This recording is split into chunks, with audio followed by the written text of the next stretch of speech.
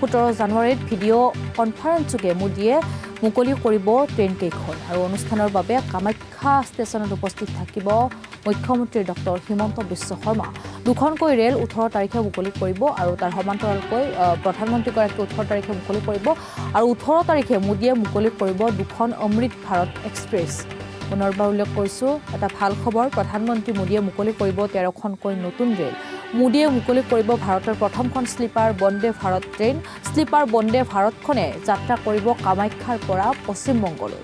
জানিব পৰা গৈছে 17 জানুৱাৰীত ভিডিঅ' কনফাৰেন্সযোগে মোদীয়ে মুকলি কৰিব ট্ৰেইনকেইখন আৰু অনুষ্ঠানৰ বাবে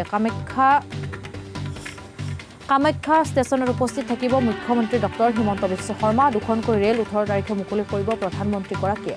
18 তাৰিখে মোদীয়ে মুকলি কৰিব দুখন অমৃত ভাৰত এক্সপ্ৰেছ।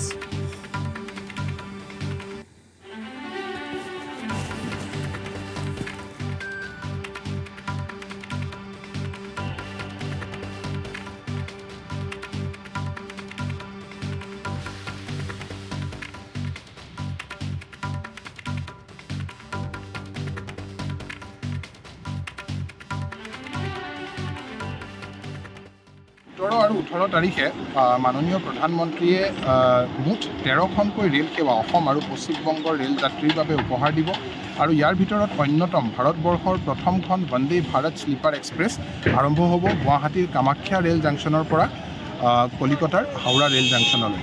আৰু এয়া প্ৰথমবাৰৰ বাবে এই অত্যাধুনিক ৰেল সেৱা আৰম্ভ হৈ আছে আৰু এই যি অনুষ্ঠান এয়া অহাকালি 17 তাৰিখে দুপৰীয়া প্ৰায় 1মান বজাত মাননীয় প্ৰধানমন্ত্ৰী ডাঙৰীয়াই উদ্বোধন কৰিব আৰু কামাখ্যা ৰেল ষ্টেচনত অসমৰ মাননীয় মুখ্যমন্ত্ৰী ডাঙৰীয়া উপস্থিত থাকিব আৰু এই ৰেল সেৱা আৰম্ভ হোৱাৰ পিছতেই অহা 18 তাৰিখে দুখনকৈ নতুন অমৃত ভাৰত এক্সপ্ৰেছো আৰম্ভ হ'ব। এয়া অসমৰ প্ৰথমখন অমৃত ভাৰত এক্সপ্ৰেছ।